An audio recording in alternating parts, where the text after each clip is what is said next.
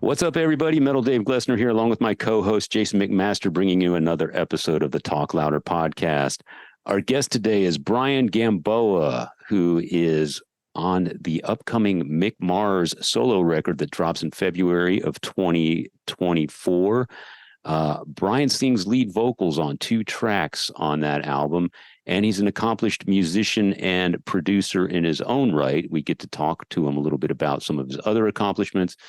And really cool guy, man. I'm glad, Jason, that you were able to pull him into the show.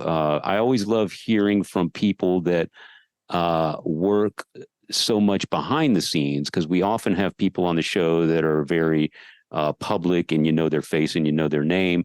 And I love when we get to talk to someone who works a little more behind the scenes, because I think they bring a valuable perspective to the show and tell us things about the recording process and the writing process and the music business that we don't often get on from some of the other folks that we have on the show.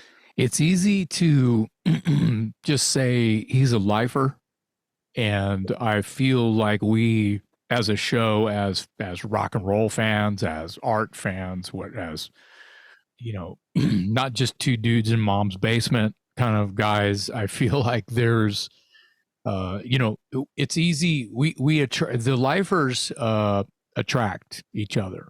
And we were in Nashville, where Brion resides, and we learned today he's from Colorado for the most part. Yeah. But we were at Rockin' Pod Nashville last year, and he was hanging around, and he knows everybody who was playing at the gig, at the pre-party and yada yada. And he was there, just high-fiving and everybody. Anywhere that where Paul was, he was there. Paul Taylor, and I kept seeing it, Paul Taylor, yeah. And so anytime that I saw just any of those kind of guys, he was always there. So obviously he's a staple in that scene. And I did meet him and chatted with him in Nashville, but there was never any kind of like, hey, we got to get you on the show, because I wasn't versed in who he was entirely at that point. Later on, learning he was involved in making the Mick Mars record. Yeah. As well as he, middle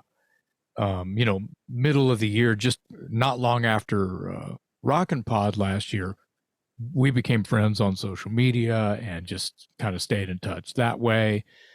And then, made it easy for me to just reach out and say, hey, you should come on here and talk about all your stuff. So really, really cool. A lot of background. He's a when he was very young, his, I want to say it was like his first band, second band, early, dudes he was in a high school band with, were on Star Search. Yeah. Which is... Yeah, that was interesting. And they were called Third Mist. Correct. So if you want to see our guest, Brion Gamboa, today, BrionGamboa, Brion Gamboa, Third Mist, you'll see some old, I guess it was early 90s, 90, 91, 92. I think he said 94 by the time it finally came out. But you're in the ballpark. Yeah. Yeah. You can Ed see McMahon our guest is introducing them. It's pretty amazing, man. Yeah, I was doing my homework for the episode, and I found one of those clips, and I was like, oh my God, man, how many people get to say that Ed McMahon introduced him on national television? So so it's kind of like, okay, here you go, clean the slate. You go, what do Mick Mars and Ed McMahon have in common? Yeah. And there might be a bunch of things, but I don't know what they are. I know one thing, and that's our guest today, Brion Gamboa, on the Talk Louder podcast.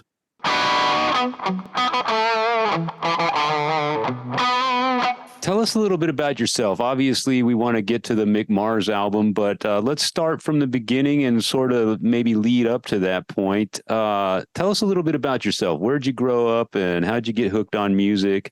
I understand your dad was a musician, had a #1 single at some point. He was. So my dad was a drummer in a group in the 60s called the Keymen. And they were based in the Southwest, kind of Texas, New Mexico area. Southern California. And so it's funny, they were probably best known at the time. Do you remember the drink, the orange drink Sunkissed, right? Yeah, from the of course. Coca-Cola company. So it was called, back then, it was called Sunbursted. And they wrote the theme song for that beverage at the time. Yeah, wow. That's pretty cool. That's nostalgia and cool. I love stuff like that. Yeah. So money. It's funny, as a drummer, he ended up writing kind of their hit song. It was called A Kiss in the Dark.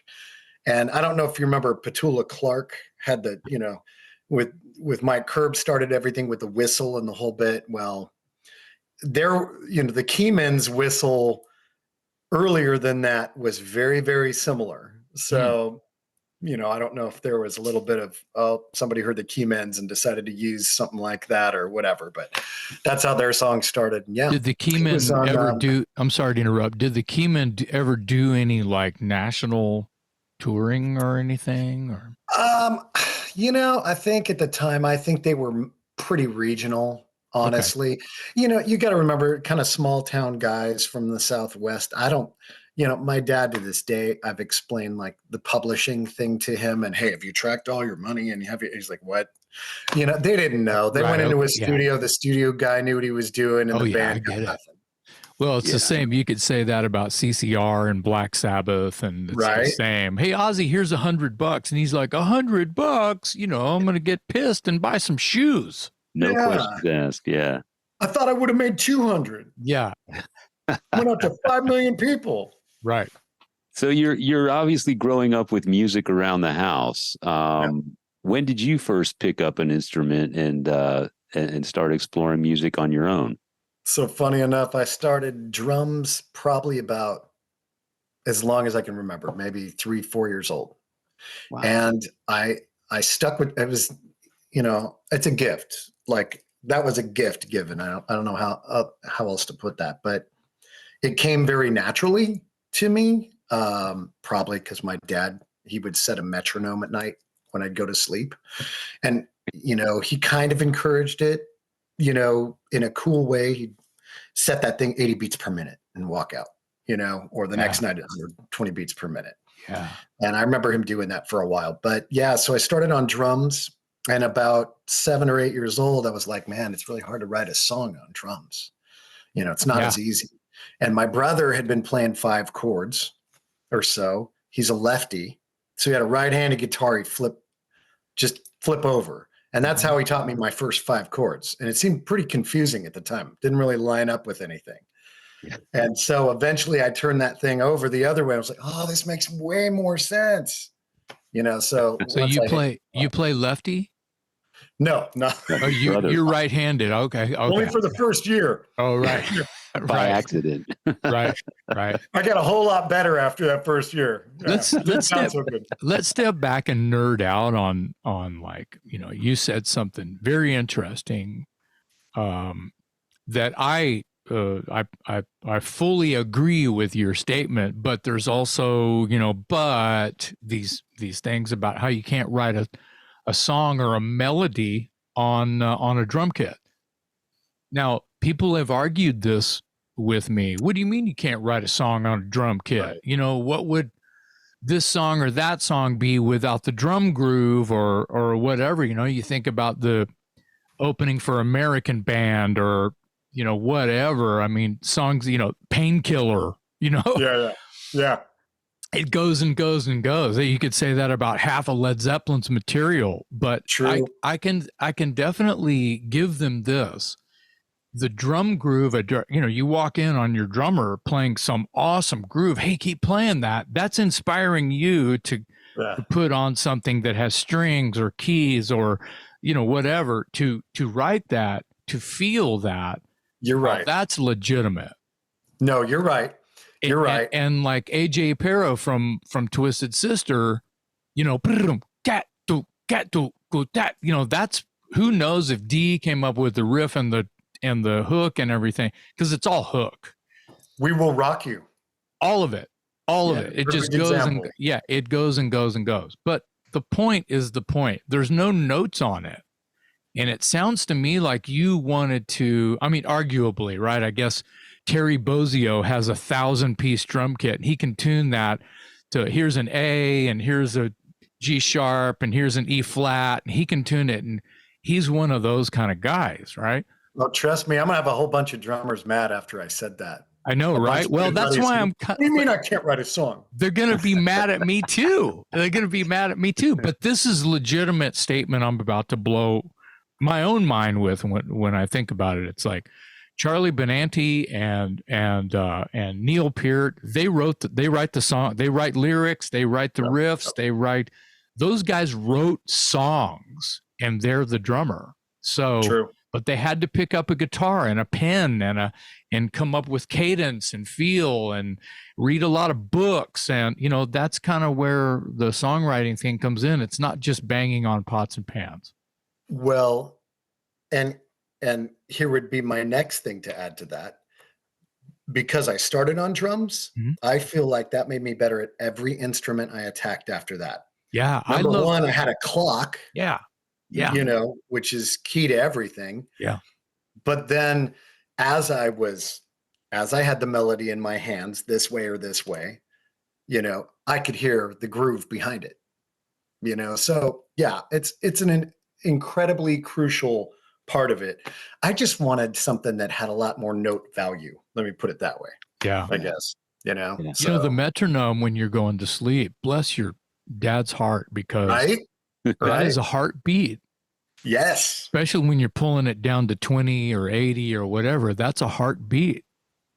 My luck, he probably didn't want me to be a musician at all. I'm ADHD. He probably was just trying to calm me down. Thank you, Dad. Look how that turned out. Right? Yeah. It's like, maybe if I have this thing tick in the background, he'll stop screaming and jumping on his bed, you know? Wow. Do you remember your first public performance? I do actually. So I was about, well, this is kind of funny. It kind of ties with music. Do you want to know the one where I was actually playing like an instrument or public performance? Both. A little bit of both. Yeah, let's hear both. Yeah. So my brother and sister, who are almost a decade older than me, were in high school. They were the leads in the musicals and stuff like that. Wow. Incredibly. They're both musicians. They're great singers, the whole bit. And I always got to play the kid parts for the high school musicals. So here came little brother, you know, with this deep voice, you know, and singing all the kids parts. So probably my first performance, I was probably about 7 years old. Far out. And that was for a big high school, you know, and that happened for years. But musically, the first show I did was when I was 10, and it was at a performing arts center in Arvada, Colorado. And I had put together a little band, and we actually ended up playing there several times because it was close to the house. But yeah, that was probably the first time. And we played things like Kiss and Sammy Hagar and yeah. So as you should. Yeah, as you should, right? Boston, things like that. Yeah. Yeah. So when you're a kid and you're starting to branch out into music and everything, is being on the stage and performing as appealing to you as a kid, or was it just sort of, you know, it was all about the music and that's just kind of what came next, or was there this pull to be on stage and be a performer as well? So funny enough, I just wanted to be a lead guitarist by that point. By the time I was like early teens, I'm like, I just want to be a lead guitarist. I want to be like awesome. You know, I want to be Eddie Van Halen and these guys. And I could never find a singer. I ended up teaching friends of mine around the block how to play bass or just to, you know, hold a couple notes, and taught another buddy of mine how to play drums just so we could formulate a band. We could never find a singer. I became a singer by default. And because we didn't have anyone else. Sounds familiar. Right? You know, so it was like, so the stage is home. I don't know, from the moment I stepped on it, I'm nervous before I get up. I'm nervous when I get off. But the second my feet hit a stage, I feel like I'm home, and everything calms down, everything slows down. And, but as far as music as a whole, I think from day one, I just wanted to make something people wanted to listen to. I just wanted to do something that kind of emotionally grabbed somebody, create something that sparked something in someone else. And that's been the goal, I think, my whole life. Do you feel like, I'm not trying to catch you paint you in a corner here, but you're saying that you want to inspire people, and I love that because I love teaching. I love writing songs that other people, I hope it will move someone. Or are you, or is there? Because I'm a little bit selfish too. It's like, if I like it, that's kind of all that matters. There's that sort of thing, because I'm having fun doing this, and it's like, I don't even care if anybody else loves this. I'm on cloud 9. This is the greatest drug in the world, just singing and playing with my friends, and man, I'm floating in the garage. I've seen you perform. We've been in a couple of the same places at the same time, and that's I know right. you But love when you're 10, like you say, and 12 years old or whatever, preteen, you don't even know what sex is yet. You don't even care, because you're just playing these songs that are about sex, drugs, and rock and roll. Right. You don't even know what that is, and you're like totally floating. That's a selfish drug that you're getting hooked on, by all means, and probably the safest one. My parents liked it because it kept me off the streets. Right? I was safe. I was indoors. I had a moon tan. I didn't need sunscreen. Yada yada yada. Right? I don't get to tell you guys. I mean, I don't know how many friends I buried that are in this line of work. I really don't. I've lost count. No, it's true. And the one thing I can say is, nothing ever took with me. I won't say I was an angel, but nothing ever took. And it was because that sounds, the music was so important. It overwrote all the other paths I could have gone down, which would have been really easy. You were paying attention to what was coming out of the speakers more than you were what you were putting in your face and in your veins. That's been the saving grace in my life. It's been the only thing that's kind of held me together at times. So luckily, you realized that you were serious about it at a young age. Yeah. So when you say you wanted to create something that made other people pay attention and made other people happy and made them want to move, as a kid, what albums did that for you? I mean, obviously the list goes on, but give us 2 or 3 off the top of your head that were the albums that made you go, oh, this is great. This is kind of what I want to do. So one of the first that I remember really, really hitting me, and it was Boston. Cool. Because I heard those guitars and I heard the organ stuff and all of that joined together, right? What say my mother would have considered noise. Okay. I mean, that's too loud, just tone it down. I heard it, but I heard all this noise make this beautiful thing. And I thought, my gosh, man, I mean, there's harmonies, there's melody, there's some grit, I think that's one of the first ones that got me just thrilled, because I'm a real visual person. When I write, I'm visual. I either see a video or a movie playing in the background. It just happens instantaneous. And those guys, people like Boston, the Eagles, Deep Purple, I mean, like Moody Blues, in all these directions, man, you were in it. You were in that scene. You weren't outside of it looking, you were walking around in it. And I wanted to do some stuff like that. Very cinematic. Very cinematic. I love that. Creates an art of it. Yeah. How many instruments do you play? You said you started on drums. I know you play some guitar, you sing, or what else can you manage to? So I fake several things really, really well. Right. So keyboards is in there, but I have some good friends that are amazing pianists or keyboardists. I wish I could do what they do. They do the ragtime stuff and their hands are going a million miles an hour. I'm a great part player. I can fake it. Somebody gives me a task to learn a song, I can do it. I can program the board and play what I need to play, right, with some practice. And I've gotten better at that over the years. Bass comes pretty naturally because it's easy for me to sometimes hate the guitar player. You know what I mean? Mm-hmm. Bass players, great bass players think completely different than a guitar player, right? Yeah. And a lot of times they're like, what is he doing? It's like, you know what I mean? There's like, I'm not saying they really actually hate him, but there's that thing. They just think different. And bass is its own thing. Bass is its own animal. And if you don't understand it, you can't just go, well, I play guitar. How hard can it be? It's like, that's kind of the wrong way for you to approach the bass. Oh, you approach a bass like a guitar, you're going to fail epically. Yeah, or you're just going to play what you would on your guitar. And whether that's fail or just kind of play, color by number, it's not. The bass is its own thing. So, completely. So it's good that you understand and saw that early on. I'll blame it on your family because your dad and your brothers and sisters and stuff like that, you've got all of this influence from a very young age. So you're kind of getting it. And it's perfect that your mom hated not all rock and roll, but she didn't like, hey, that's too loud. It's perfect that you don't like this? Definitely. I'm going to go turn this up louder somewhere else. Sorry, Mom, but I'm going to go pollute my brain with that only because you said you didn't like it. I'm very glad she said it. It did a little bit of that rebellion side of me. Well, that's really how it works. True story. I was literally, I want to say maybe 5th grade, and she tried to ground me.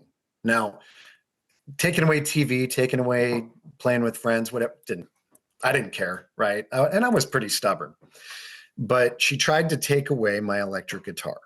Uh-oh. And I had those cheesy pair of, remember Spencer's? Mm-hmm. The store. So I had those cheesy pair of handcuffs, like a set of them. So I handcuffed the guitar to my wrist.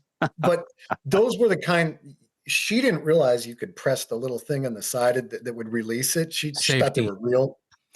And I handcuffed those things to myself for 3 days. And she was finally like, okay, I guess this is not working. Because I took it to school with me and the teachers were calling her. Yeah, it was all about making a statement. So you're right. The rebellion drove me harder towards the instrument. Towards me harder. That would be a great photo shoot or like a video or something. Like I'm addicted to rock, and you guys. It sounds like a Twisted Sister song. You're arrested by metal. You're right. Your instrument is handcuffed. You're handcuffed to the rack on your drum kit and your bass and your guitar. And well, let's make one. Let's do it. Let's just amazing. Handcuff ourselves to some instruments and we'll write and record it. I love it. That's fantastic. Tell me about Third Mist. So this was, I don't know if it's your first band, but it's one of your early bands, and you actually kind of had some success. I mean, you were on Star Search, and we had. I'll tell you, that was a really special thing. I had 3 amazing brothers, if you will, and. You talking about a bunch of junior high school kids that met at a time and they all loved doing music. They loved it. Right. And so we locked ourselves in.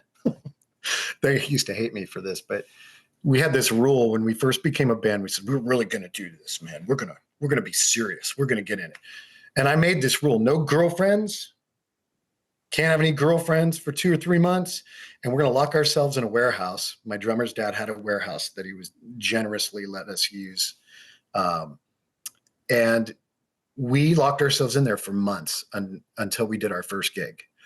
And it was like, we're going to be as good as we can coming out of the gate because there were some really good musicians. I grew up in Colorado for the most part. Okay. And even though we didn't have like a lot of labels or industry really there, we had some great musicians and some pretty amazing bands in that late 80s, into the early 90s time period. And we saw them out there and we really got to have our stuff together and we have to do this right. And so, I would say that was the first real band. I had played with some people before, definitely, and several bands before, but that was the first real band. And we treated it like a job. It was serious to us. And so, yes, it led to going on to Star Search. We were actually supposed to be on in 90 and something happened. They had canceled the male models and the bands. It was probably too expensive at the time. And then the show was moved to Orlando, Florida, and kind of reinvented for about 4 or 5 years, 6 years. And so when we finally went on it, I think they had penciled us off to lose the first show. Here comes this rock band, and times were changing already a little bit. You were getting the boy bands, and we still got this kind of metal band. So we kind of toned that down a little bit. We had to tone down the lyrics, but we kept winning. It was weird. The audience liked us, so we kept winning, and then they had to bring us back for the semifinals. So multiple performances live on air. Oh yeah. How many episodes? So episode wise, I believe I was told because they would shoot the show, then they would divide the show. Oh, okay. Right. Half for the weekdays. Then they would rerun that. I think in total we were on about 40 something. But you were what on did we actually how many, shoot? Probably 8 to 10. How many? Yeah. 8 to 10 times? Yeah. Wow. That's amazing. Yeah. We were amazed. I saw a clip, and you got Ed McMahon introducing these guys. I'm like, oh my God, that's pretty crazy, rad. man. Yeah, that's amazing. So that's national television, and you're on multiple times with your first real band. And this is 91, 92. So it ended up being aired for the 92-93 season. Okay. But I'm going to tell you a quick story. Okay. Yeah. And I can tell this now because it came to light later. But so here's this young group of guys, teenagers, 18, years old, and we go play this show, and then we lose, and we go home. And when you're on Star Search, it's much like TV broadcast in general. You lose on the stage, and you walk about 20 steps into the green room, and before you hit the green room, there's a small room with travel agents booking you home that fast. So the second you lose, they're like, here's your plane tickets. See ya. Right? so we're like, okay, we're done. Hey, our days on Star Search are done. That's efficient. That's efficient. They're running a machine. So, You bet. And they're not going to pay for you to be there a second longer than they have to. Right. So we get home and we do a bunch of radio interviews and we do a bunch of press. And I have a dear friend that was a DJ in Colorado at the time, and we did a big interview, and he's a real jokester. So he was joking about how old Ed McMahon was and, certain things. And I was kind of joking with him. Uh-oh. Yeah, not too bad. I mean, we weren't ripping on him too bad. And Ed's a really nice guy, but they were talking about spokesmodels having to help him on the stage and different things. It kind of went off the rails. So then they called us back to do the semifinals. And when we got off the plane and we got on set, the first thing that was told to me is, be a little careful. Ed heard your radio interview. Wasn't the happiest about it. So you might want to walk on eggshells this time while you're here. I was like, what? Yeah. What did you say about Ed that made him so uptight?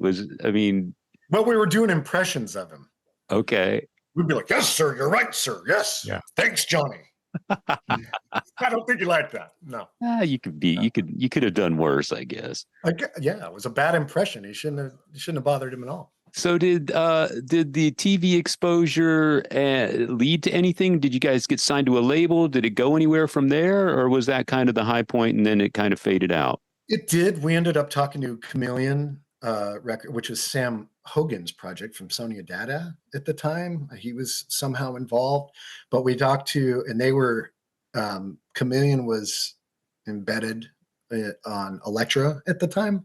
So it led to that, but it didn't go anywhere for us because here's the deal. March of 94, after this had gone down with us for a while, grunge took over the airwaves. Mm-hmm. Yeah. And especially regionally. What was the name of there. the group again that was on Star Search? I want our listeners and watchers to be able to look. I'm sorry. Third Mist. Third Mist.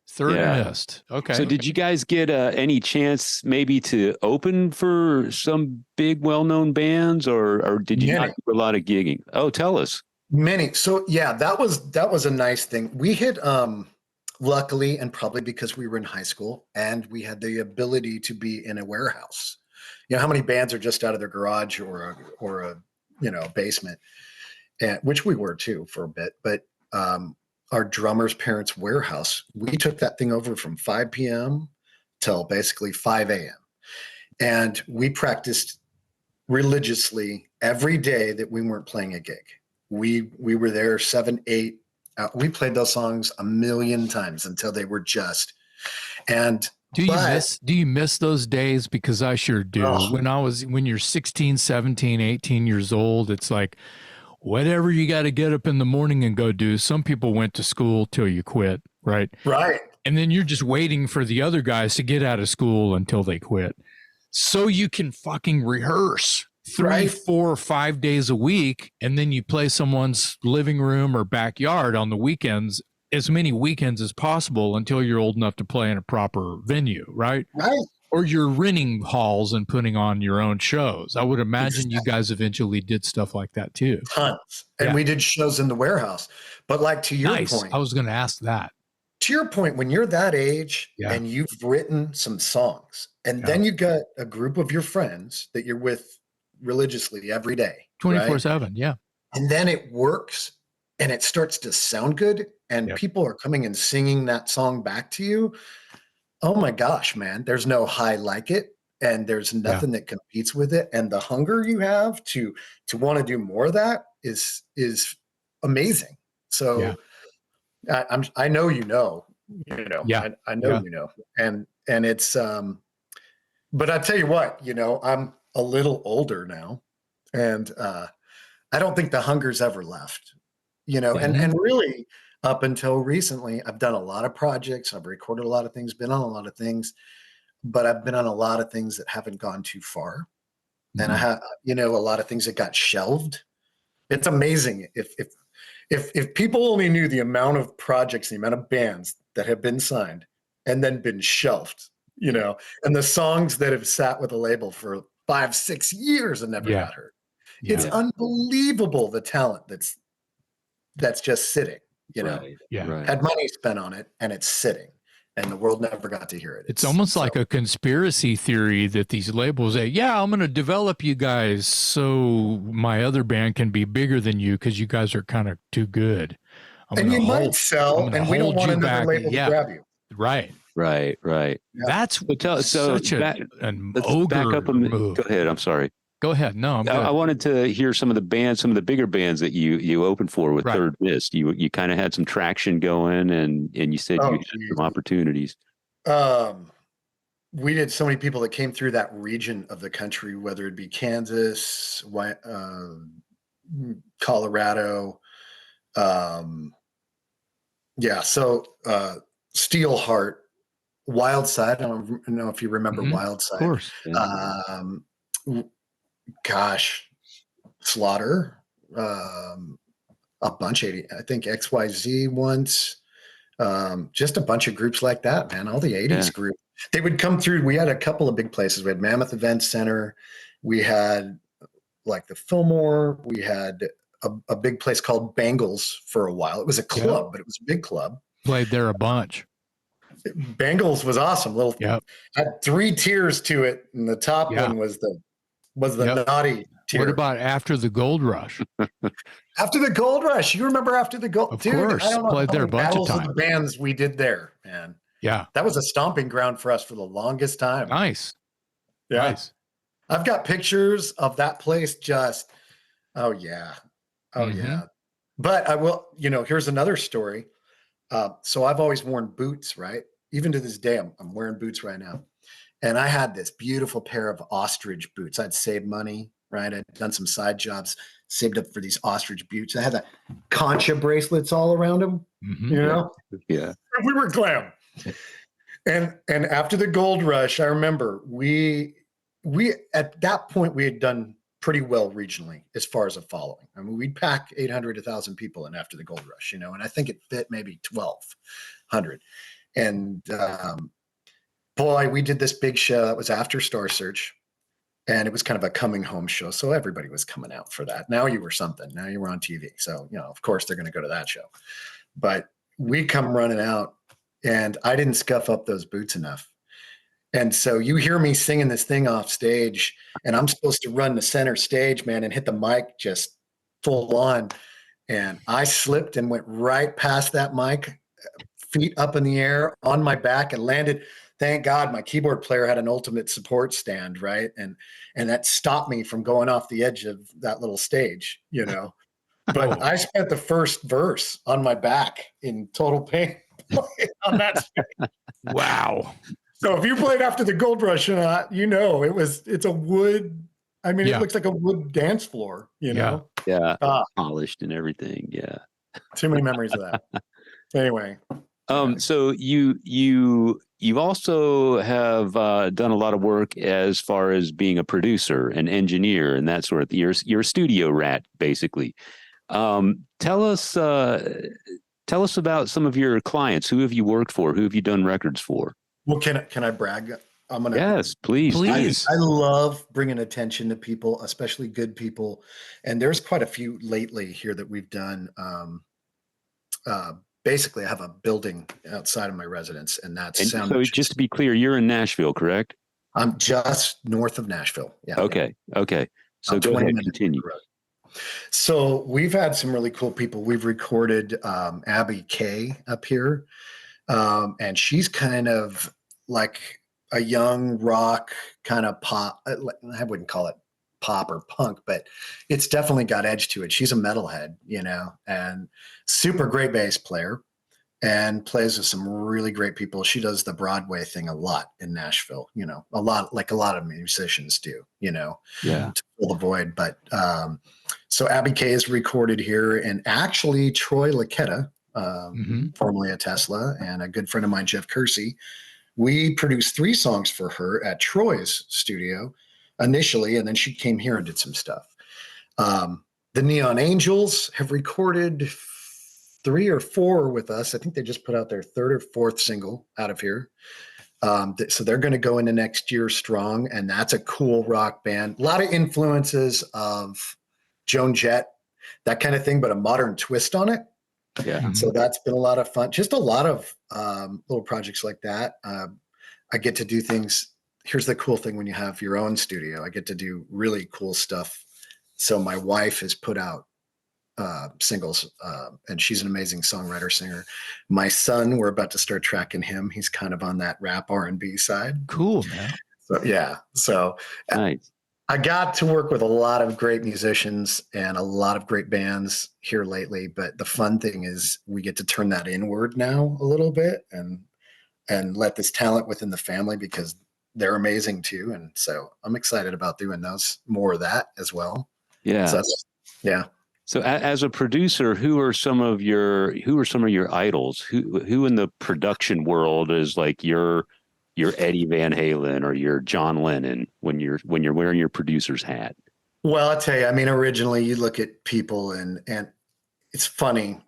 I would say, and this one I would say more engineer, but I love the fact that Tom Schultz was responsible for not just using his gear in an amazing way, but building it and having the wherewithal to think forward. And even people like Stevie Wonder, when you think about how Kurzweil and all that came about, when the first samplers and synths went that direction, and there's a lot of even musicians in on that design and composition of those kind of things, which took music in a different direction. So that would be early on. But then, people like Rubin, and Michael Wagner. Mm-hmm. I mean, you listen to their body of work, and Michael's a good friend, which blows my mind because, he produced a soundtrack to my life, so to speak. And he's out there your way too, isn't he? He is. Yeah. He is. And he's retired, which. Wow. Yeah. And doesn't he have a studio in his backyard or inside his house, or he did Wire World. Yeah. Yeah. Is he so retired? Is he keeping the studio and just going to lease it or what? So you can stay, either of you, if you would like to stay in his studio, because it's now kind of an Airbnb. Oh, so he sold off a lot of the gear, but it still looks like Wire World. It's just more of like a house setting. Okay. And I haven't been to it since he changed it over, since he got rid of all the gear. I went to it several times when it had gear, but I've seen countless photos of people, yucking it up just in their within the walls of that place, but I haven't spent very much time in Nashville, or, it's something. I bet It's something cool. that, Yeah. well, you walk in and in the entry, there's been 2 times in my life that I've been really odd.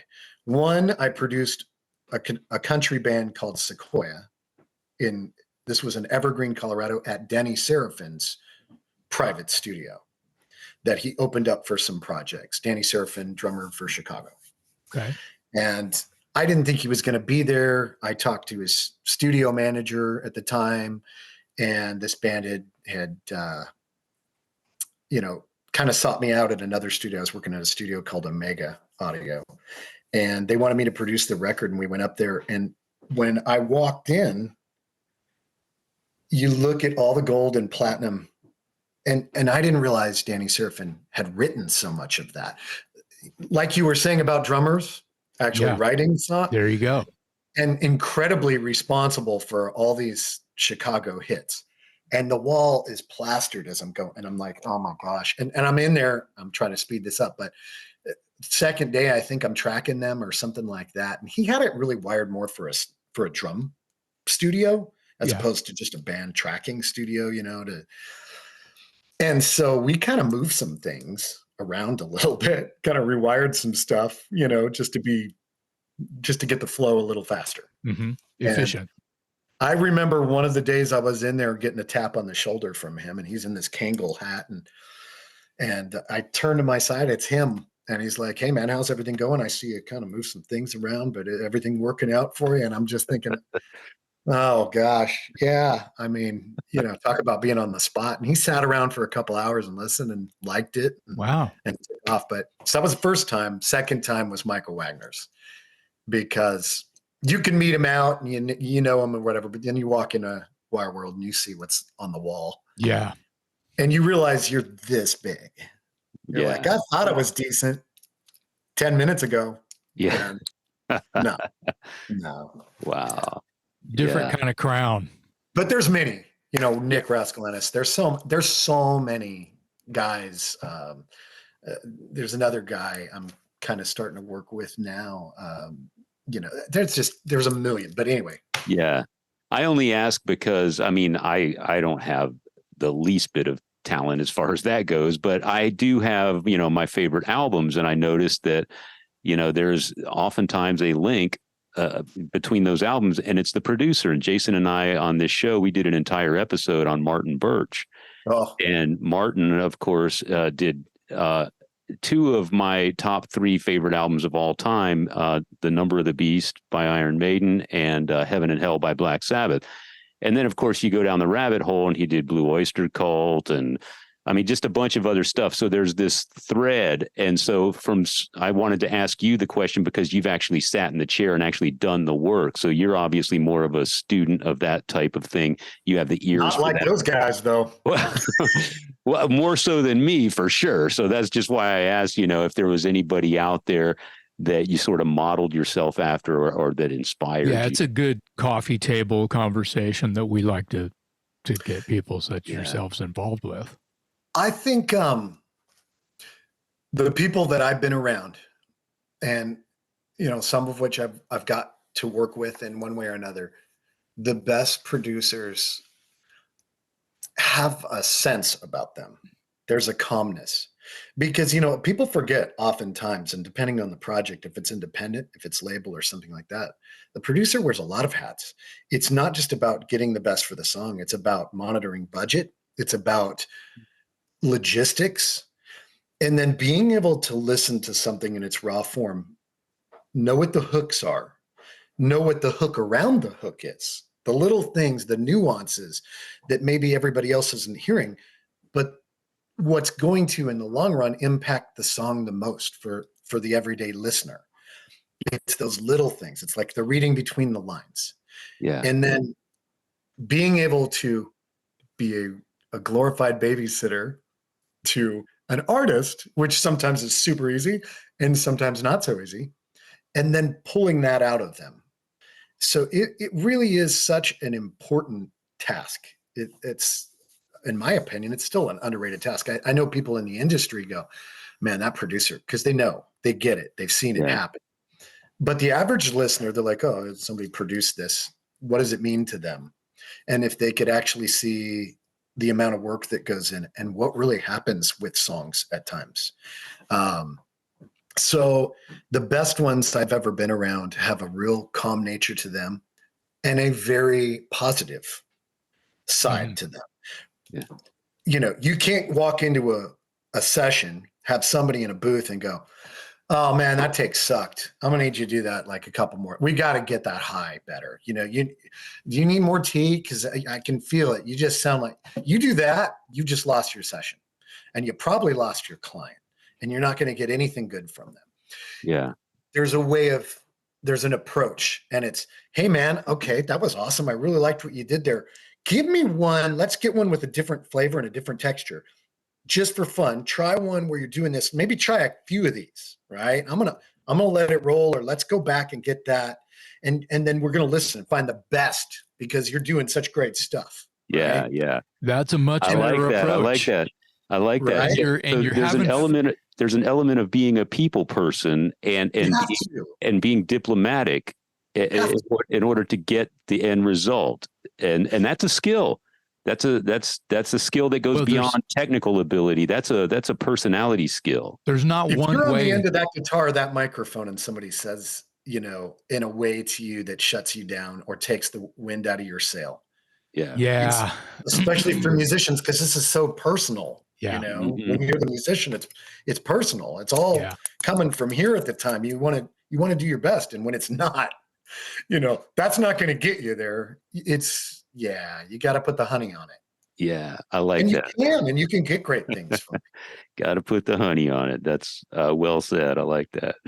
I could talk about that right there. That moment in the studio for an hour about ways to get past the hump that you've created by whether it's not quite right or you're trying to not tell them it's not right yet by going around it, by going, man, let's try a bunch of, let's keep that one and go do a bunch of other versions of it and then see which one we like, as you said already. But that's usually better than going, yeah, that sucked. Do you need some more tea? That's a fucking nightmare. At the end of the day, people are human, right? Yeah. And musicians, that side of the brain and the artistry of them make them by default, I believe, to be a little more sensitive in areas. Sure. Now, I'm not as sensitive. I have one feeling left. And so it's really hard to, you know, penetrate that. So I don't get I've got friends, they can tell me, oh, that sucked, dude, do that again. And we're laughing about it, right? Yeah, when you're close, that's different. Yeah. Yeah. And I've been doing this a while, and I don't take it. I'm not married to anything. I don't take things personally too much. Yeah. But a lot of people, man, when this is their song and this is their craft and their art, and they have poured their life into this. Yeah. You can't go like deflating that balloon. Well, especially if they're kind of green, because they don't know that at all. And they go in there and they're just happy to be recording something. Right. Yeah. The years of experience allows you to have a bit of a thicker skin. I imagine, you know, when you go in to record your first record, you're convinced that it's, you know, the reason you're there is because somebody thinks it's good. So whatever you're doing is just fine. And then you get shot down a few times. But Dave, sometimes the reason you're there is because you're the only one that thinks it's good. Yeah. You're just there going, I'm going to go make a record. Well, you don't have any songs. I didn't say that, but fuck you. I'm going to go make a record. And okay, yeah, you made a record. I'm talking about back in the day when you ended up in a big budget recording studio because somebody signed you and believed in you, you know. Oh, right. That sort of thing. Yeah. But I appreciate the insight and the perspective, because I think a lot of people, myself included to a degree, you turn over the album and you read all the credits and you nerd out on the liner notes and you see producer and you don't really know exactly what that means, you know? And the thing is, it means a lot of different things depending on the person and the situation, because you mentioned Rick Rubin earlier, and I've read interviews with bands that have worked with Rubin, and they call him a vibe guy. Like, he shows up and his aura is kind of what you pay for. And then there's other people that come in and they're very much technicians and they analyze and they're very meticulous about the sound. So, when you see producer on the back of an album, a lot of people don't know what that role means, and it means a lot of different things apparently.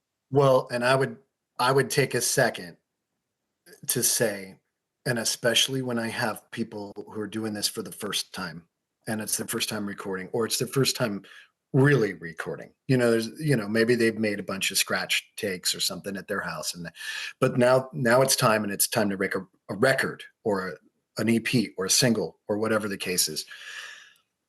Everybody's important. And I tell them this, when you credit, when you put that thing in, well, now everything's a digital, but even on that, when you credit your videos and your songs and your whatever, I don't care if it was the milkman who came in to pour a little bit into your coffee and that made your day and made you do better on those tracks. Everything is important in the process. Everyone is important. Your engineer, maybe you've got somebody across the way who's doing some artwork for you. You've got a friend that did some really good photography at some point. Like, everything, you're not the center of the universe. You may have created a good hook and a good song, and maybe your lyrics are fantastic, but without all these other pieces, you go nowhere. And without people listening to it, you're going to play that thing that you love for yourself for the rest of time, just to you, because it takes other pieces and it takes other people and their talents. And so that is praise the village, not the king. Right. And I think the longer you do this, and maybe the older I get and the sappier I get, you are not the center of the world ever. And it takes, well, you guys, doing an interview with me, which I don't know if anybody wants to listen to that or not. They could get hat advice from me. Maybe, I don't know. People need to, we've learned, we've got a couple listeners. The last couple of years, we've learned that it's important to not just have people on that we know who they are and they're a rock star, or we're going to get a lot of numbers having this guy. We don't give a shit about that. Yeah. We want listeners to dive in and trust us. Whether they do or not, we don't worry about that either. But we want listeners to trust us that we will have guests, or that Dave and I will have a topic to speak about and just weigh in Beavis and Butthead style, whatever, to just give a feeling that you might like this. This might, we're talking to the people that we feel like might like this, because we do. So if there's an inkling of interest in the guest or a topic, we'll talk about it. Whether we talk 10 minutes about it or 3 hours, it doesn't matter.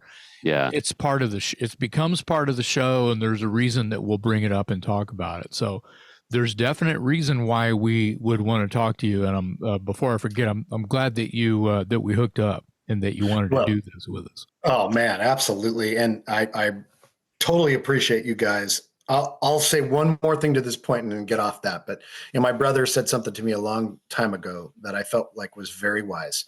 You can be great at your job, or you can be outstanding in your industry. And that's a whole different mindset. But when you're outstanding in your industry, you realize that allies around and in your industry are the key to being successful. So, and that's true, not just with music, but with anything. The more allies and the more you work together and the more you support others, you lift other people up. By default, I think the universe speaks to us all in certain ways, but I believe it's all connected, and that's what you take away at the end of the day. I believe. Amen. I totally agree with that. Saying thank you is so simple, and it carries so much value and so much. It means a lot to people. I'll put Jason on a pedestal here for a minute, but he's been kind to me over the years, list me in the liner notes on his albums and stuff like that. And just seeing your name somewhere, knowing that you were important enough for someone to remember to give you credit, it makes you smile, man. It's really cool. And, so I hear what you're saying 100%. And as you said, it's not just in the music industry. It's your day job. It's in your family, whatever. Thank you goes a long, long, long way. And public acknowledgement goes a long, long, long way.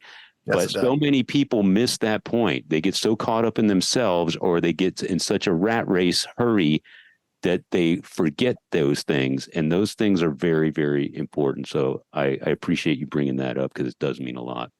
Yeah, absolutely. Speaking of, we've got to talk about Mick Mars.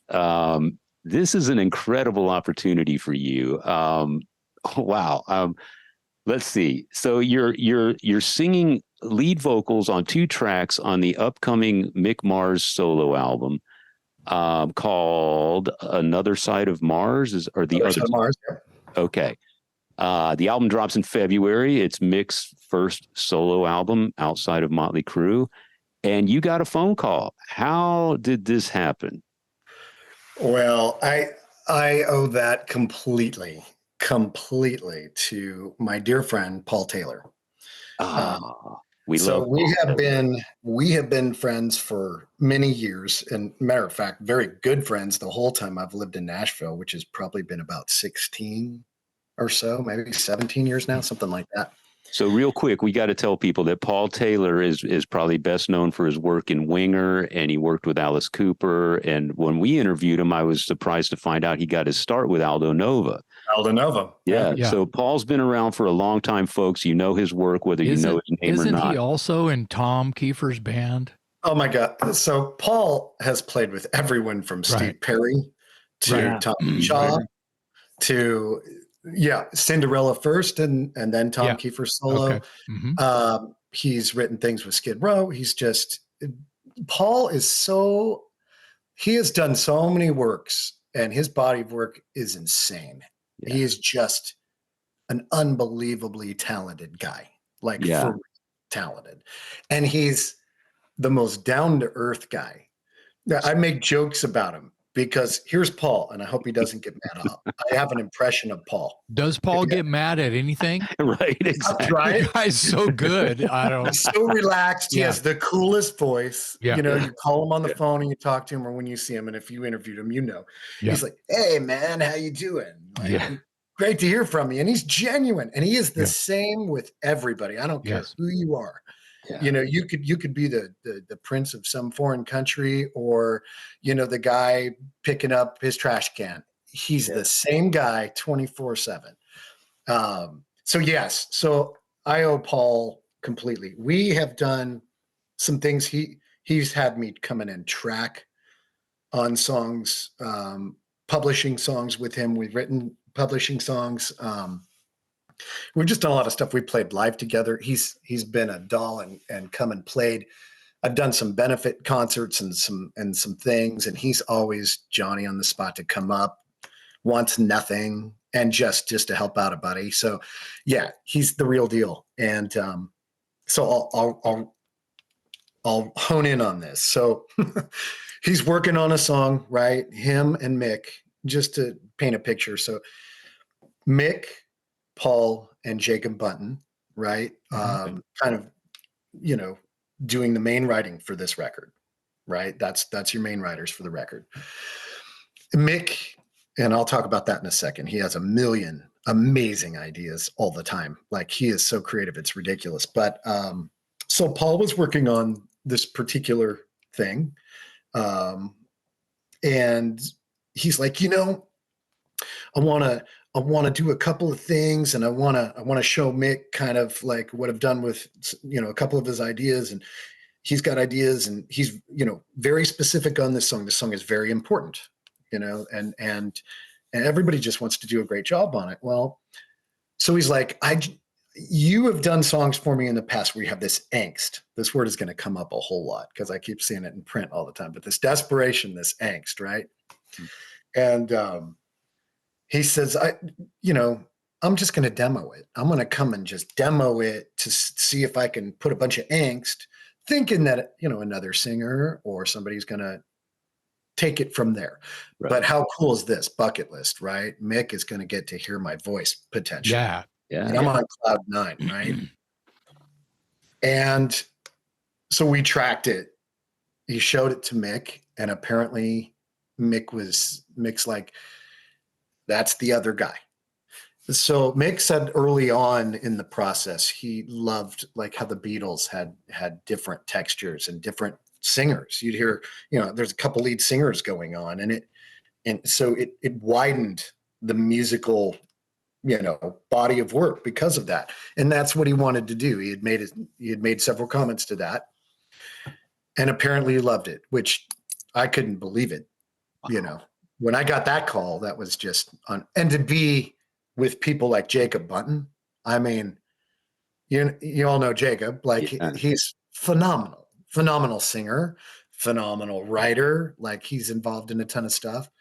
Paul, obviously, Mick. It's not a surprise that Paul and Jacob are buddies and these amazing like talents who walk the earth.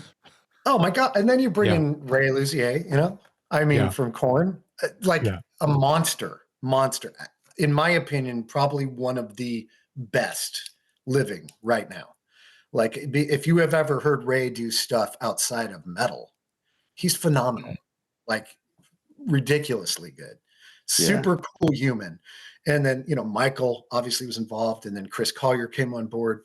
Like everybody involved in this thing is just number one, great humans, but then their talent is ridiculous. And here I am, get thrust into this, thankfully to Paul and Mick and well, obviously they respect you, and that's why it's important that we talk about this, because using your words, you're the other guy, and actually those are Mick's words, apparently. He's the other guy. We got the other guy now, the other guy.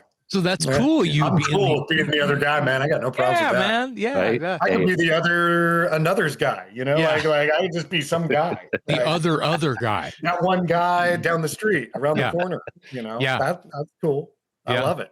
So how did the second song come about? Did Mick like the first song that you sang so much that he basically ordered a second one, or did you already have one laying around and he said, hey, I want to hear more of what this guy's got? How did track number 2? I'll take the number 2 with the Coke as well. I don't that was obviously, I wasn't privy to the conversation when that happened. I was just asked to track some other songs and just see how it gelled, how it worked.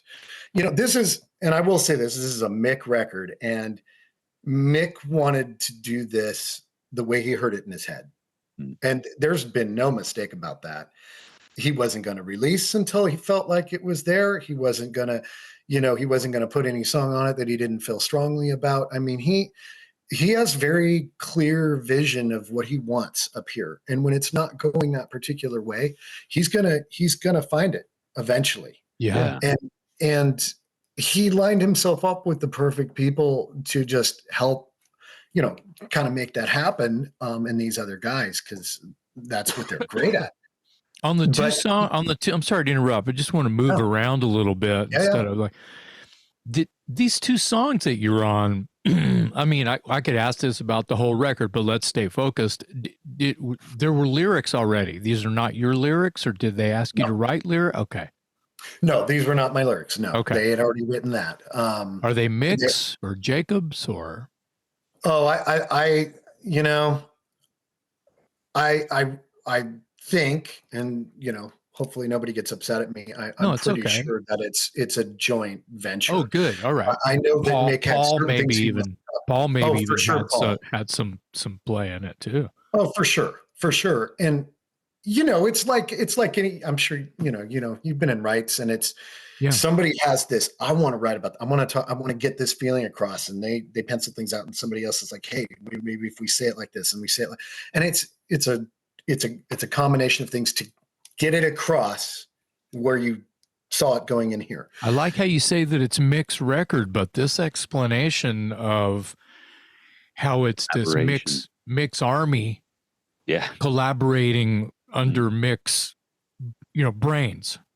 Absolutely. Kind of a thing. Yeah. It sounds they're really all cool. Professionals. And they all know he wanted something very specific. And even when I was tracking, Paul would reiterate to me, because I do a lot of vocals with Paul, and I don't know, he can bring things out in me that I don't think anyone can. I don't know what it is, just the relaxedness of being with him. But when we were in there, he's like, just want a lot of that angst and that desperation, think about what the song's about. And like, we really just thought it out. And interestingly enough, and I think I'm right about this, I could be wrong. And if so, they can correct me, but we tracked it. And, a lot of times when you're engineering or you're producing, you want to track a feel, because you never know when a word, it may have sounded good in the headphones at the time, or, in the control room, and then you kind of get it in the mix, and maybe oh man, we should have that word different, or just, a little clearer, whatever the case.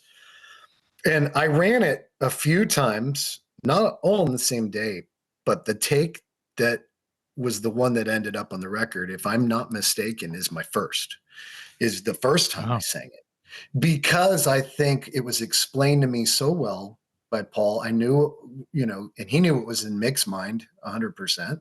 And it just came out, and Mick said, leave it alone. We'll take that one. Yeah. So the second, that was probably behind closed doors conversation.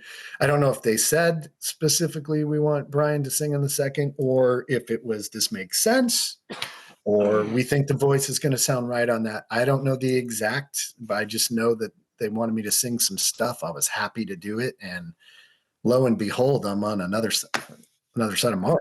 Did you track any additional songs besides the two that appear on the album, maybe that didn't make it to the record? Well, I got to hear a couple, but I think pretty early on it was clear those were the two. And it was already being narrowed down. You remember, these guys had been working on that for a while.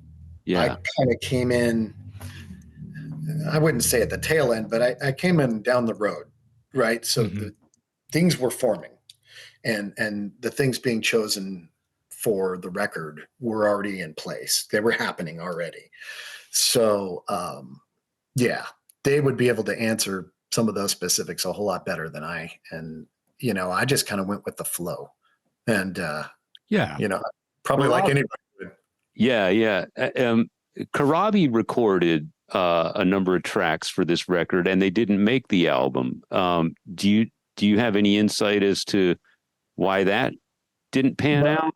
Well, I will say this. I know Karabi, we've been on some cruises together. I've been in one band playing, and while, he was in the Dead Daisies on something, and I've seen him, obviously he's here in Nashville, and we cross paths. He's a great guy, and he's an awesome singer. I love his voice. Me too. I love his body of work. I don't know specifically when I know they tracked those teasers together. I don't know.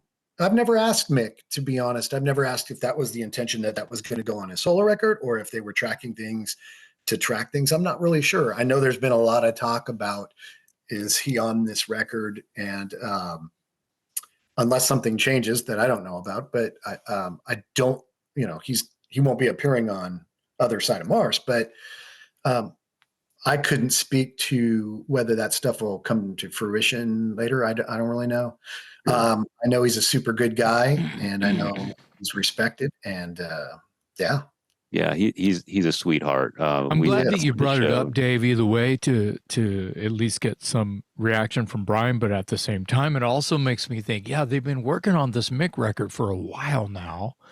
They've got all these, just to sum it up, bad motherfuckers working on the record, producing this sort of kind of monster. Who knows these other tracks that, have being talked about, whether they're going to show up now or later. Let's just hope they show up later in some capacity. Maybe some kind of other project Mick will have after this. Sure, it's not one and done. It's Mick fucking Mars. So do whatever he wants, I'm not letting any cat out of a bag by saying this, because he's already said it. He's already working on more music. I mean, he's already started on a second, and I don't know if it's a follow-up to this record but he's got a lot. He's got a lot he wants to get out. He has such brilliant ideas he comes up with. He does things on guitar that just, as a guitarist, I'm like, and Paul said it too. Is that your guitar? Like, how did you, like, really? That's insane. So, you can hear it on this record, when this record comes out, you'll hear some things that you're just like, wow. Well, he was always my favorite guy in Motley Crue. Whether I'm a big Motley fan or not has nothing to do with it. It was always Mick I was really drawn to as a listener, hearing the meat behind all of the songs. So his riff is angular. His approach is different than just, I'm not throwing rocks at any guitar player that would be whatever. The way Sammy Hagar writes a riff, I feel like Sammy plays the chords underneath his vocal hooks. He's not really writing the riff the way Mick writes a riff, and then works with people who can put that melody and that hook around that riff, because the riff is just as important. In Mick's case, it's just as important as whatever you're going to do on top of it. You just hit on such an important thing, because so many people, especially when you're a guitar player, you get asked, if you're a lead guitar player, who are the best guitar players? And you talk about a hard question to answer, because what are we talking about? You can look at the Nunos, the Vais, the Van Halens as, these solos and innovators of certain types of techniques and shredders and things, which I love and I totally respect. But can the shredder write a song? Well, and I mean, I know some of them can for sure. Of course. But then you have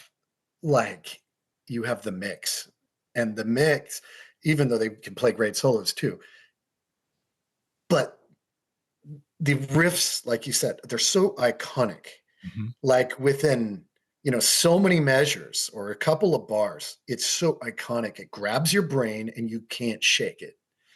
And no matter how simple or technical or difficult that may be on one end of the spectrum, you can't shake the riff. The riff makes everything. Yeah. And he has done that. The power of the riff compels me. The power of the riff compels me. The power of riff compels me. Power of the riff compels me. Exactly. You said and he's that guy. You said that Mick is already, I won't put words in anyone's mouth, and I won't say that he's already working on a second album necessarily, but there's music out there that's floating around. He's got a million ideas, as you've said. Have you gotten the call to collaborate on anything in the future? So, well, that's I can't answer that question at this time. Next. Okay, I won't put you on the spot. I'll back to Mick on that one. Yeah. Okay, fair enough. I don't want to put you on the spot and cause any ripples or anything. I was just curious because obviously you did something twice that he enjoyed for the first record, so it just makes sense that you might be in the. We appreciate you Rolodex telling us that the stories about how you kind of got Paul called you and it was on like Genghis Khan and now the record's dropping in February and it's a great wham bam, two feathers in your hat, as well as just the experiences you had with friends and people Right. That's fucking amazing. Well, these singles coming out. Yeah. Obviously the one on Halloween and on the 13th of every month. It's perfect. Yeah. That's very Mick. So listen, don't you have, you have your own stuff. Yes. What's going on with that? So I have had the plan to have my own record for almost 4 years, literally. And, So been writing stuff on that and whittling down. You write stuff, you hear it in your head, you sing it in the car, you're driving somewhere, and you keep going, maybe that's not as good as this other one I was singing. And I've tracked several things already. My goal is this 2024 to, if nothing else, do a single from that record. And that record will be entitled Boa. That will be the band.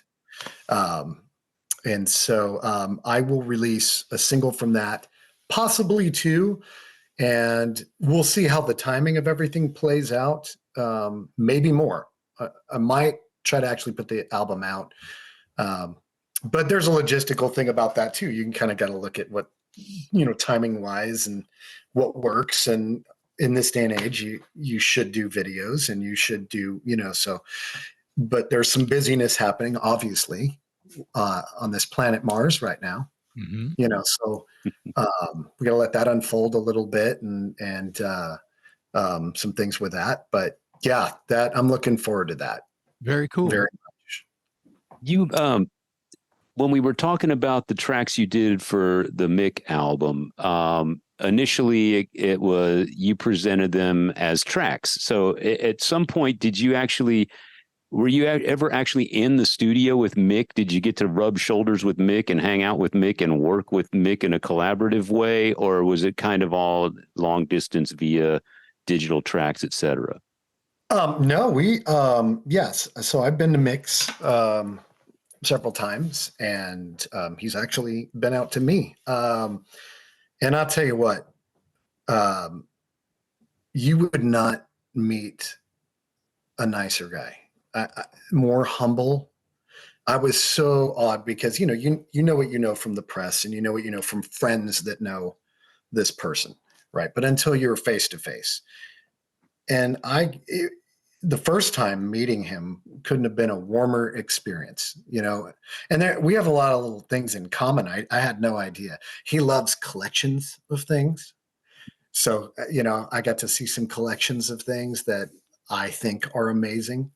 And so the relationship, I think, from there went to, man, this is just a cool dude where we have things in common, and obviously we like the same kind of music. And so I'm kind of a jokester, and I'm kind of a dork. So I do this with a lot of my friends. I'll send pictures. I'll see things that I think they'll think is funny or they like or whatever. So of course, yeah. Like I've sent Mick things like it's a house that looks like a skull, I'm like, look at the way they built that, or, send little things like that back and forth.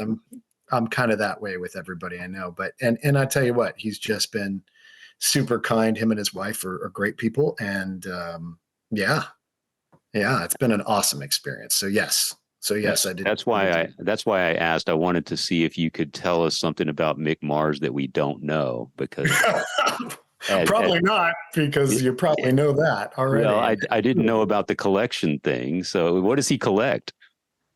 He has some interesting weapons, and he is weapons. He has a cannon, an antique. Wow. Yeah. And I love cannons. Right. I think the development of those, like the old ship cannons and cannons that they used to defend. I'm a history nut. I love history. Well, you go back in time, the castles and turrets, all of that shit. Yeah. Early technologies, that stuff interests the hell out of me. Well, that's adapt or die. The gear guy. It's adapt or die. That's what that is. You got to keep up. But he has a lot of gear and a lot of interesting like pedals, and he did a lot of tinkering with gear to be able to figure out that sound that he's got. Wow. And man, he is a sound guru when it comes to guitar. It's frightening. But so yeah, he's very interesting and very awesome. And it's been a real treat. I have a weird question for you, because we could talk about Mick for 5 hours. Oh, yeah. This is not unrelated, but when you watched the movie The Dirt for the first time, did you learn anything? Did you actually learn anything? Because in my opinion, I didn't learn anything. And I thought it was like just to this is fun. Yeah, it probably went kind of like that. That probably did not happen. I didn't learn anything. Did you? When I saw it, I don't know. Personally, I relate way more to Mick, I think. And I don't know the other.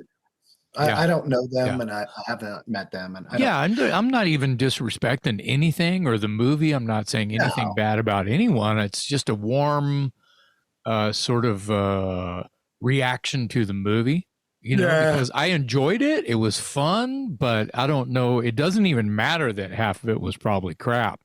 But as a fan, coming from a rock fan's just full, laser beam eyes, I didn't learn anything. Nothing new went into my brain, and I walked away going, I never knew that, I didn't. No, I don't think I did either. That's what I thought. Think, to me, and I could be totally wrong, it just kind of portrayed the craziness of a coming of age group. You have to remember most of the members were pretty young when this happened. Yeah. And it was a crazy time in a very crazy town. I mean, LA was insane at that time. And you see the antics and the pitfalls and this and that, and going from one thing to another. Learning anything? No. I guess when I viewed Mick's part in that movie was more like, man, I relate a lot more to that. I just kind of always been more about the music than the lifestyle. Yeah. So I think Motley is one of those bands that they've been so widely reported for so many years. It's almost impossible to learn anything if you're paying attention. Like I'm a Motley Crue geek, so I've read everything I can get my hands on. There was nothing in that movie that was a revelation to me. But that's not the point. It was for the sake of entertainment, blah, blah, blah. Yeah, I think you're learning more collaborating with Mick. I mean, you don't get a better firsthand education than actually getting to know the man and working with him in a creative way. Well, and maybe the book, the book, since it's been out for many years now, I feel like that may be another reason I just didn't really learn anything from the movie too. And that kind of goes with what Dave was saying. The interesting thing to me is about how those guys didn't really run into each other. They kind of used their resources, and those resources either were the nickel rag, the loose leaf paper that everyone put ads in, looking for dudes to jam with, where we like this, call this number if you're serious. All that shit. That's like an infamous, whatever it is. It was the same paper. Lars put an ad and James answered it. It was the same. I can't remember the name of the. Is it the Recycler? Probably the Recycler. Yeah. And Mick, of course, the famous ad, loud, rude, aggressive guitarist. Loud, rude, aggressive. And that makes awesome. That makes more sense than anything else. That's the best sales pitch I've ever heard. Right? Who doesn't want to jam? Who doesn't want to jam with that dude, right? Right. Loud, rude, aggressive. I want that guy in my band. Well, and here, no diss to melodic rock or anything, but I love Boston. You mentioned Boston, and Boston was kind of your band for a while. Yeah. But when you loud, crude, rude, and I'm a fucked up dude, can you hang with me? Kind of an ad. You're not listening to Boston when you walk into that snake pit. That's why I love it so much. Yeah, me too. Boston is your gateway drug. Boston's like, sure. Oh, it's okay to have distortion. Yeah. Now I'm going to go party. Right. Well, you got to learn the rules before you can break them. And Mick was ready to break them already. So. Oh man, yeah. Yeah. Oh, so ready. Well, I'm glad that you got to help it. Meet him. It's you see the human side, and at least in my case, you see icon and legend, but then you meet the human, and the human so passes your far passes your expectation of how you thought he'd be, and he's just a great guy. You know what I mean? So it's a real honor. It's one thing to be associated or on a project with somebody that has a name and has that notoriety and everything, and that's exciting, right? But when it turns out that person is a really cool human being, and you actually you can get to a point where you consider this person a friend. Yeah. That makes it, that's a whole different level. And I'll tell you what, these guys on this project, all of them are that. They're all really good humans. You know, they're great people who do great things. And that's really the awing part about it.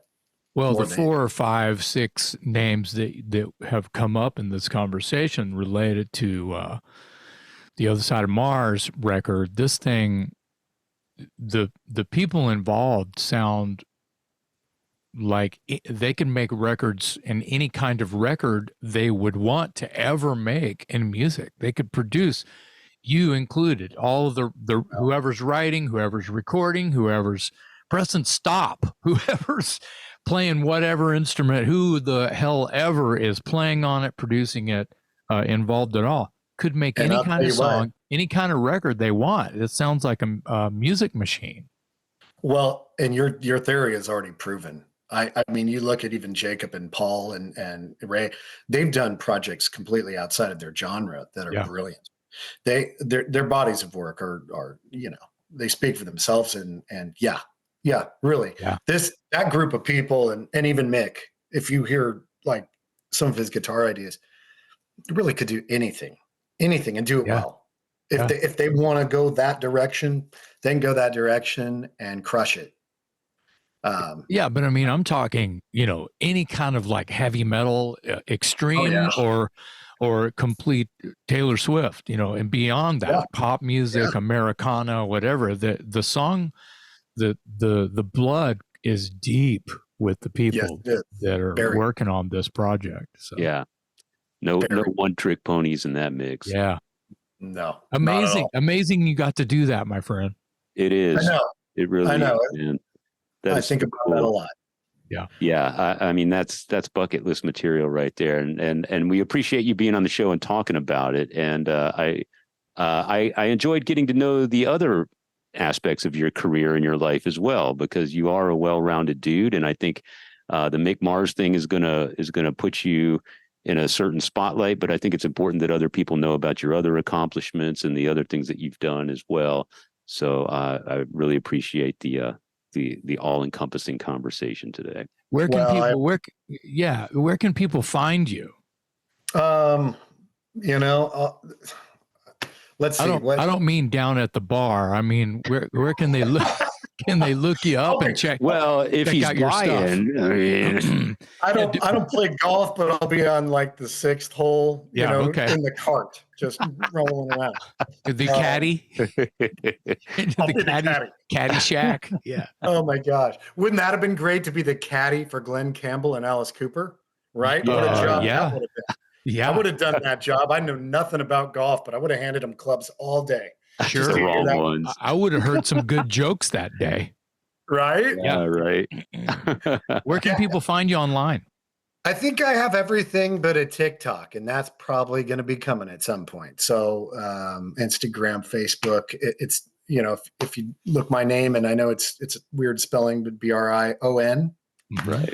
And so, that's probably the best way. As I get down the road in 24, we'll probably end up launching the site for BOA for that project and for that record. But for the time being, and I love to hear from people and you know, Jason, you and I, we need to play sometime. I'm ready. Just let me know. Have microphone will travel. Let me know. Yeah. We gotta do something. So cool. Maybe you can get Mick Mars to guest on a track. Yeah, maybe. You never know, right? And Paul Taylor. Hey, man, I'm putting a band together. Oh, dude, you guys can thank me later. Oh yeah. Dave, you'll be our manager. You better start calling those guys. Brian's got more connects than I do, man. I don't know about that. Hey, Brian, thanks for being here with us today, man. We appreciate it. Yeah, guys, thank you so much. I appreciate you even wanting to hear anything and hear about my little life, and I appreciate you immensely. I love your shows. I do. Awesome. Thanks. I think you ask good stuff. I think you talk to people, and Yeah, man. Just thanks so much from here. Absolutely, man. Our pleasure. Congratulations on the Mick Mars record and everything else. We'll look for that album in February of 2024. February 23rd. February 23rd. All right. Yeah, and let me tell you, when you get this thing, this is truly one of those records you can listen from the first song to the last song. Good. This is not one of those that he did where you got to skip around for your favorites. I mean, it's really one of those records. Awesome. I'm like unbelievably proud to even have a small part on it. Yeah, you'll Awesome. love it. That's amazing. Awesome. Amazing. And that's almost a lost art. I've brought this up on the show many times. Yeah. I love an album that's sequenced properly and is it a listening experience, not just a couple singles with a bunch of filler. And Right. Great. I'm happy to hear that. Mick Mars album coming out in February of 2024. On behalf of my co-host, Jason McMaster, I'm Metal Dave, along with our special guest today, Brion Gamboa on the Talk Louder podcast.